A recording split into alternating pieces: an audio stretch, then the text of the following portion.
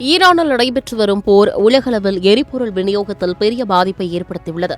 குறிப்பாக இந்தியா போன்ற நாடுகள் கச்சா எண்ணெய் தேவைக்காக பெரும்பாலும் வளைகுடா நாடுகளை சார்ந்துள்ளதால் இந்த நிலைமை பொருளாதார அழுத்தத்தை அதிகரித்துள்ளது. இந்தியாவில் பயன்படுத்தப்படும் பெட்ரோல், டீசல் மற்றும் எல்பிஜி போன்ற எரிபொருட்கள் பெரும்பாலும் இறக்குமதி செய்யப்பட்ட கச்சா எண்ணெயிலிருந்து தயாரிக்கப்படுகின்றன. இந்திய பொதுத்துறை மற்றும் தனியார் எண்ணெய் நிறுவனங்கள் வெளிநாடுகளிலிருந்து கச்சா எண்ணெயை வாங்கி அதை சுத்திகரித்து விற்பனை செய்கின்றன. சர்வதேச சந்தையில் விலை உயர்ந்தால் உள்ளூர் விலைகளும் உயர்வது வழக்கம். ஆனால் 2022ஆம் ஆண்டிலிருந்து இந்தியாவில் பெட்ரோல், டீசல் விலை பெரிதாக மாற்றமின்றி இருந்தது. இந்நிலையில் ஈரான் போர் புதிய சிக்கலை உருவாக்கியுள்ளது. போர் தொடங்கிய பின்பு வளைகுடா பகுதிகளிலிருந்து எண்ணெய் விநியோகம் பாதிக்கப்பட்டதால் ரஷ்யா மற்றும் அமெரிக்கா போன்ற நாடுகளிலிருந்து இந்தியா மாற்று இறக்குமதி மேற்கொள்கிறது.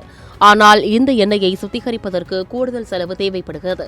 இதன் விளைவாக சர்வதேச சந்தையில் ஒரு பேரல் கச்சா எண்ணெய் விலை $80 $126 உயர்ந்துள்ளது.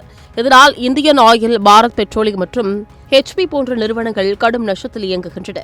இந்த நஷ்டத்தை சமாளிக்க விரைவில் பெட்ரோல் மற்றும் டீசல் விலையை உயர்த்த வேண்டிய கட்டாயம் ஏற்பட்டுள்ளது.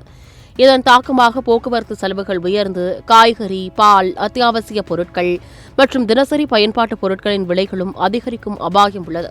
பொதுமக்களின் வாழ்க்கை செலவு மேலும் உயரும் சூழல் உருவாகியுள்ளது. Giriya's summer sale. Buy any AC and get free 2 nights, 3 days holiday package.